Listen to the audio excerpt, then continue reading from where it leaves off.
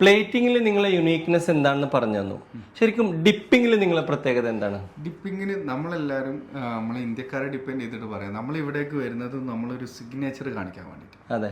അപ്പോൾ ഈ ഒരു ആർക്കിടെക്ട് എഞ്ചിനീയേഴ്സിന് ഒരു സിഗ്നേച്ചർ അവർക്കുള്ളൊരു സ്ട്രാറ്റജിക്ക് ഞാൻ പറയുകയാണ്.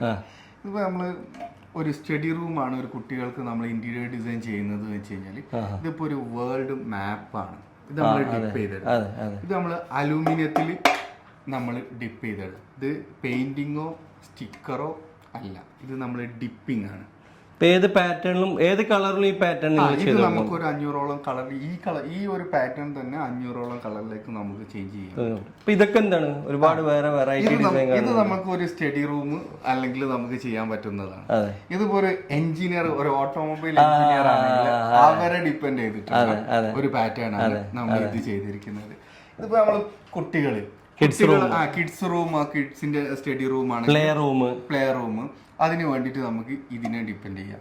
ഇതിപ്പോ നമുക്ക് ഒരു ആർട്ട് വേണ്ടിയിട്ടുള്ള ആൾക്കാർക്ക് വേണ്ടിയിട്ട് ആർട്ട് ഇത് നമുക്ക് ഡിപ്പെൻഡ് ചെയ്യാം.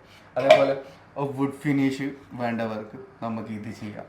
അതേപോലെ കാർബൺ ഫൈബറിന്റെ ഫിനിഷ് വേണ്ടി ഇതൊക്കെ മിറർ ഫിനിഷ് ആയിരിക്കും. അതായത് നിങ്ങളെ വണ്ടിക്കുള്ള ഡിപ്പിങ്ങിന്റെ സെയിം പാറ്റേൺ ആണ് ഇതേപോലെ നമുക്ക്. അപ്പൊ നിങ്ങൾ 500ഓളം കളർ ഉണ്ടെന്ന് പറഞ്ഞു. പക്ഷെ നമ്മൾ ഒരു കസ്റ്റമർക്ക് കസ്റ്റമൈസ്ഡ് ഡിസൈൻ വേണം. നിങ്ങളുടെ അടുത്തുള്ള പാറ്റേൺ അല്ലാതെ അത് ചെയ്ത് കൊടുക്കാൻ പറ്റും. അവർക്ക് നമ്മളെ ഓഫീസിൽ വന്നു കഴിഞ്ഞാൽ നമ്മുടെ അടുത്ത് ഒരുപാട് പാറ്റേൺ ഉണ്ട്.